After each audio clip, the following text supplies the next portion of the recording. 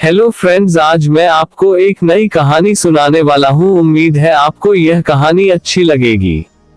एक बार दो गरीब दोस्त एक सेठ के पास काम मांगने जाते हैं। कंजूस सेठ उन्हें फौरन काम पर रख लेता है और पूरे साल काम करने पर साल के अंत में दोनों को 12-12 स्वर्ण मुद्राएं देने का वचन करता है। साथ ही सेठ यह भी कहता है कि अगर उन्होंने काम ठीक से नहीं किया तो उस एक गलती के बदले 4 स्वर्ण मुद्राएं वह उनके तनख्वाह से काट लेगा। दोनों दोस्त सेठ की बात मान जाते हैं और पूरे साल कड़ी मेहनत करते हैं, दौड़ दौड़ कर सारे काम करते और सेठ की हर आदेश का पालन करते। इस तरह पूरा साल बीत गया। दोनों सेठ के पास 12-12 स्वर्ण मुद्राएं मांगने जाते हैं, पर सेठ बोलता है कि अभी साल का आखिरी दिन पूरा नहीं हुआ है और मुझे तुम दोनों से आज ही 3 और काम करवाने हैं। दोनों हैरान थे, पर कर भी क्या सकते थे।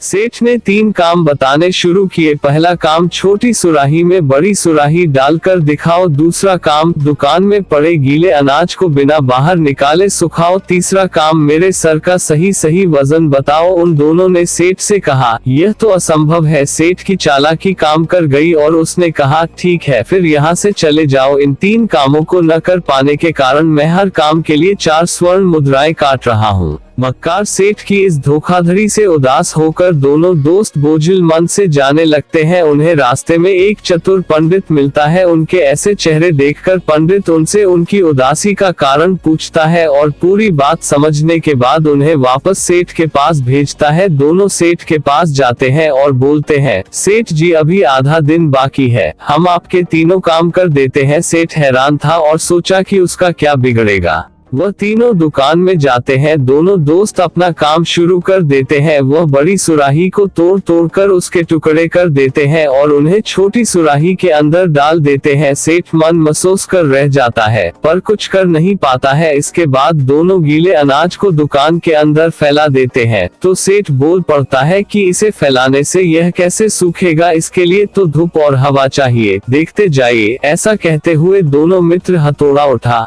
आगे बढ़ जाते हैं और दुकान की दीवार और छत तोड़ डालते हैं, जिससे वहां हवा और धूप दोनों आने लगती है। क्रोधित मित्रों को सेठ और उसके आदमी देखते रह जाते हैं, पर किसी की भी उन्हें रोकने की हिम्मत नहीं होती। अब आखिरी काम बचा होता है। दोनों मित्र तलवार लेकर सेठ के सामने खड़ा हो जाते हैं और कहते हैं, मालिक, आपके सर का सही सही वजन तोलने के लिए इसे धड़ से अलग करना होगा। कृपया बिना हिले स्थिर खड़े रहे।